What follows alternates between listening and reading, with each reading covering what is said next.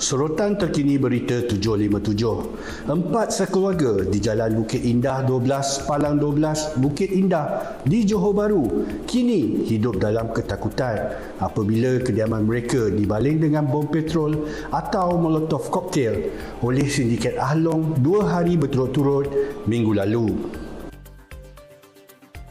Berkongsi perkembangan itu menerusi akaun Facebook miliknya, Ahli Dewan Undangan Negeri Adun Perleh, Liu Ching Tong itu tidak menolak kejadian pada Jumaat lalu itu didalangi oleh sindiket Ahlong dari Singapura. Katanya sasaran bom petrol ini dipercayai ditujukan ke atas sebuah rumah, tetapi api berkenaan merebak ke atas 3 rumah jiran mangsa menyebabkan berlaku kebakaran sebelum kejadian sama berulang keesokan harinya. Sementara itu, Ibu Pejabat Polis Daerah IPD Iskandar Putri mengesahkan menerima laporan polis berhubung kejadian berkenaan. Katanya, kes itu kini disiasat di bawah Seksyen 5-2 Akta Pemberi Pinjaman Wang 1951 dan Seksyen 435 Kanun Kesiasaan.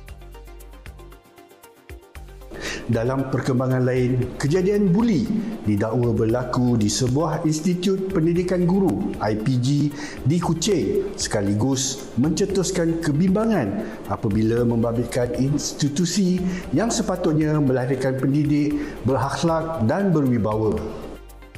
Berdasarkan maklumat tersebar di media sosial, kejadian didakwa berlaku awal pagi Jumaat lalu membabitkan sekumpulan penuntut senior terhadap junior lelaki bagi sesi 2025 hingga 2030. Sekumpulan penuntut senior didakwa mengumpulkan semua junior lelaki sebelum melakukan pelbagai bentuk penghinaan selain menggunakan kata-kata kesat dan melakukan tindakan tidak bermoral terhadap mereka. Seorang wanita yang juga ibu kepada pelatih di IPG berkenaan menzahirkan rasa kesal sambil menggesa siasatan rapi dibuat bagi menghentikan budaya buli kalangan bakal pendidik.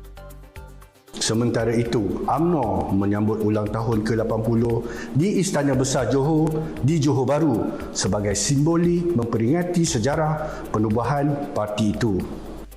Presiden UMNO yang juga Timbalan Perdana Menteri Datuk Seri Dr. Ahmad Zahid Hamidi antara yang hadir bagi meraihkan sambutan bersejarah itu. Sambutan itu turut menyaksikan Yang di-Pertuan Agong Sultan Ibrahim dan Pemangku Sultan Johor Tunku Mahkota Ismail berkenan mengabadikan kenangan bersama kepimpinan parti itu di Tangga Selat Istana Besar Johor. Sementara itu, Ahmad Zahid dalam hantaran di Facebook beliau berkata, menjangkau usia 80 tahun, UMNO telah melalui pelbagai fasa jatuh dan bangun, pernah diuji dengan cabaran politik, perpecahan, persepsi dan perubahan zaman. Majlis sambutan ulang tahun berkenaan turut diisi dengan bacaan tahlil ringkas dan doa selamat.